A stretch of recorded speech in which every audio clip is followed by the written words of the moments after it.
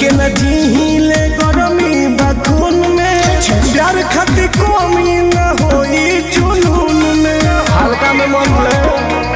हाँ तो है सुनो गुंडा गर्दी से रह नहीं पैबा खुशहाल मोर पगलो रखल कर अपन ख्याल बुझा।